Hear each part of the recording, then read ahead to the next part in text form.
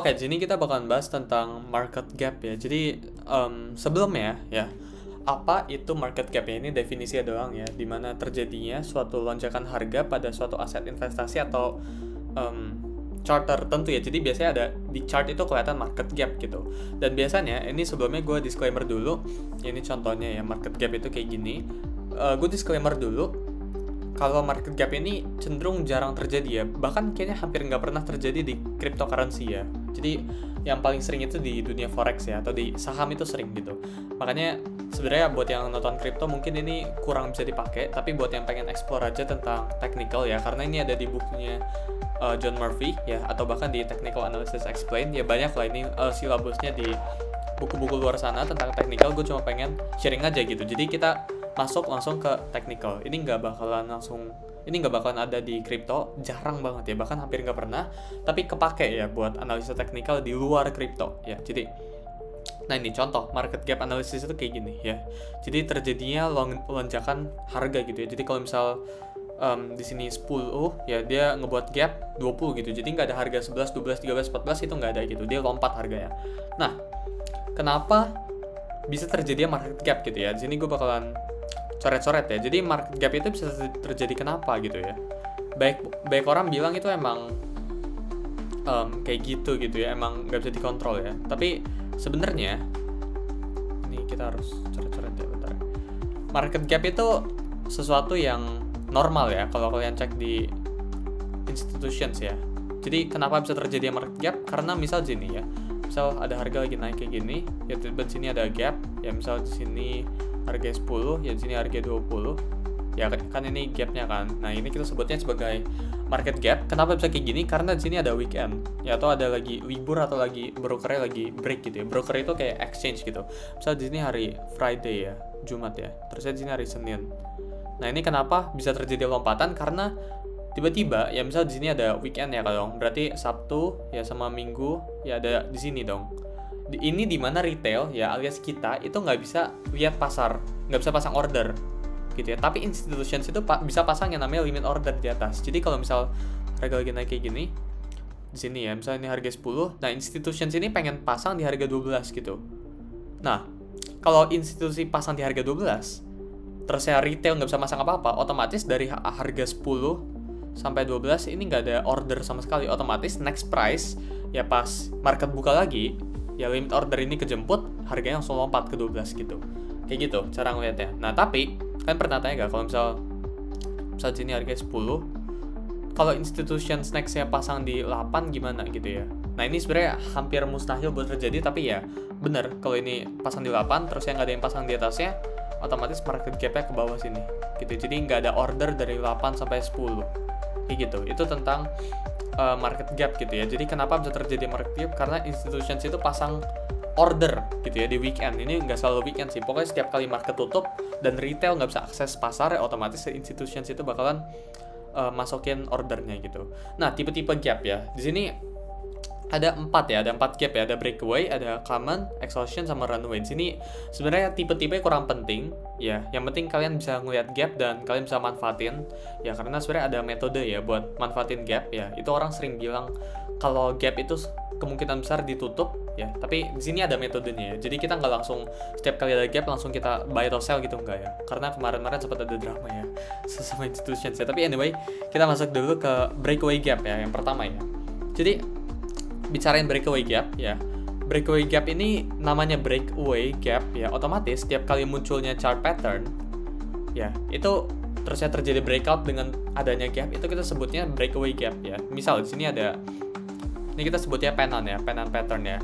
Terus ya misal kan harga penan kan berarti kayak triangle gitu ya, kayak segitiga ya. Nah, di saat turun kayak gini, terus ya kalau harga ke atas ini kita sebutnya breakout ya, kayak gitu. Nah, tapi kali ini breakoutnya itu kayak gini. Jadi bukan kayak gini, tapi kayak gini. Nah, sini kan ada celah kan ya. Pink aja. Oh enggak, biru. Nah, sebelah sini itu kan ada celah. Nah, ini kita sebutnya sebagai breakaway gap. Gitu. Itu yang kita sebut sebagai breakaway gap, dan ya ini cuma informasi aja sih. Ini cuma ilmu tentang technical aja sih ya. Nanti buat cara manfaatinnya nanti gitu. Nah, contohnya kayak gini. Ya ini kayaknya Apple ya, saham Apple ya, if I'm not wrong ya. Tapi tapi gue nggak tahu ya. Misalnya kayak gini. Ya ini namanya triangle ya, triangle pattern. Ya bisa dilihat pas dia breakout di sini. Ini ada candle ya, kalau kalian zoom ya. Di atas sini ada candle, sebelah sini ada candle, ini patternnya sebelah sini, otomatis ini kan terjadi lompatan kan. Nah itu kita sebutnya sebagai breakaway gap gitu ya. Nah sekarang kita masuk ke yang kedua, yaitu exhaustion gap ya, dimana ini sering terjadi di saat pihak ya, buyer atau seller itu udah kehabisan order, jadi adanya gap order gitu ya. Nah ini cenderung terjadi di area support atau resistance gitu. Nah ini langsung aja ke contoh ya. Nah kayak gini. Jadi di saat harga nyentuh area support atau resistance itu cenderung ngebuat gap ya, gap kecil kayak gini ya. Sini juga ada gap ya, bisa kalian lihat ya. Setiap area nyentuh support atau resistance terus yang ngebuat gap itu kita sebutnya sebagai exhaustion gap. Kenapa? Soalnya nggak ada order di sana, jadi udah habis gitu kita ibaratnya. Nah exhaustion gap ini lumayan jarang ya terjadi ya, dan bener-bener jarang banget terjadi, soalnya order itu pasti selalu ada gitu di market ya, karena ada yang namanya LP gitu. Lanjut. Ya ada yang namanya common gap, ya ini yang paling sering ya, yaitu gap yang terjadi di saat weekend atau liburan ya, kayak yang tadi gue jelasin.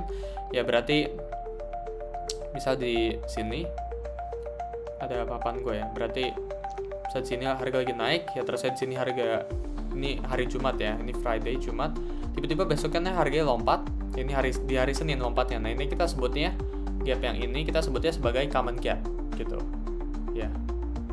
Kita next. Nah ini common gap kayak gini, ini lagi libur ya, ini tanggal 15 sampai 22 gitu ya. Dan yang terakhir ya, ini tipe gap yang terakhir ya, yaitu runaway gap ya. Berarti terjadinya gap peningkatan yang atas minat ya investor ya atau trader pada suatu aset atau institution pada suatu aset. Nah ini cenderung, ini juga jarang banget terjadi ya, tapi ini cenderung terjadi pas lagi news ya. Jadi kalau news marketnya geraknya terlalu cepat ya, dia ngebuat runaway gap namanya gitu. Tapi ini jarang banget terjadi karena ya kita tahu kalau kalian pelajarin forex ya atau saham ini kan nggak perlu tahu, tapi ada yang namanya e-book sama b-book order gitu ya, dan cenderung orang-orang itu dimasukinnya itu ke b-book order bukan ke e-book. Otomatis transaksi kalian dilawan dan nggak mungkin terjadinya runaway gap gini. Jadi ini lumayan jarang ya runaway. Yang paling sering itu common gap tadi gitu ya. Nah itu penjelasan tentang 4 tipe gap ya. Dan sekarang kita bakal masuk ke yang cara pakai gap itu kayak gimana ya. Jadi ada 4 cara ya yang kita bisa pakai ya. Terutama yang paling bermanfaat di sini itu 3 ini ya. Jadi bisa dipakai buat TP, bisa dipakai buat entry, bisa dipakai buat stop loss. Sekali lagi ini bukan buat crypto ya, tapi ini buat informasi aja ya. Jadi langsung aja kita masuk ya. Coba kita lihat.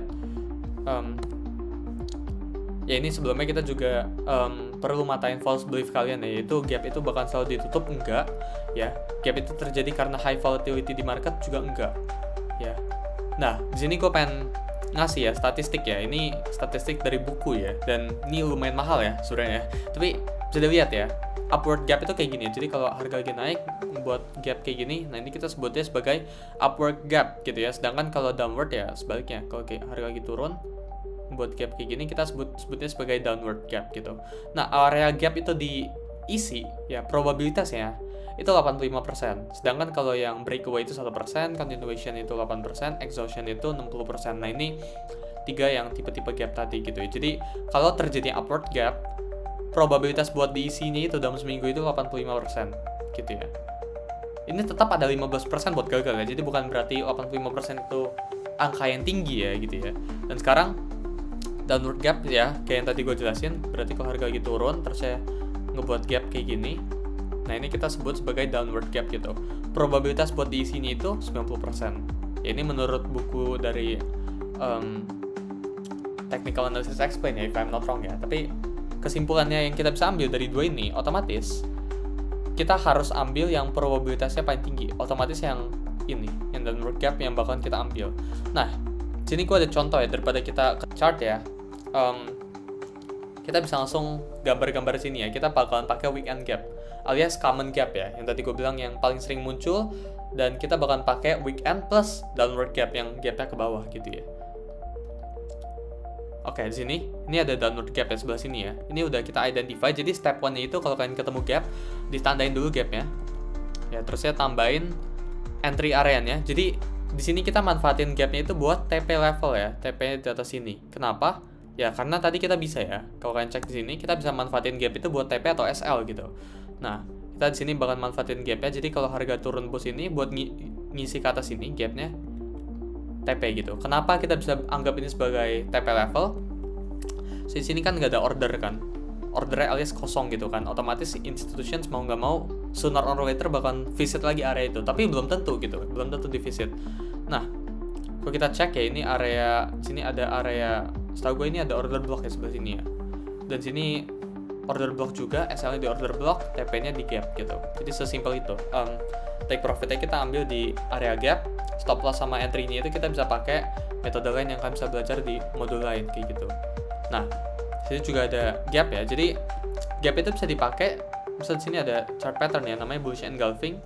Setiap kali muncul bullish engulfing, otomatis market itu bakal lebih kencang ya geraknya, bukan high volatile ya, tapi lebih kencang ya, otomatis terjadinya gap ya sebelah sini. Sini juga ada gap, exhaustion gap ya, ini jadi harga lagi turun terus yang ngebuat gap ke bawah sini kayak yang tadi kita jelasin. Sini juga ada, nah ini diisi ya gapnya ya di resistance berikutnya, jadi ini pendek banget ya, cepat banget diisinya gitu. Nah, jadi itu aja penjelasan tentang gap ya. Ini mungkin nggak bisa dipakai buat trading crypto ya, tapi di forex atau di saham ya, saham itu pun jarang ya, forex sih ya paling penting ya. Di forex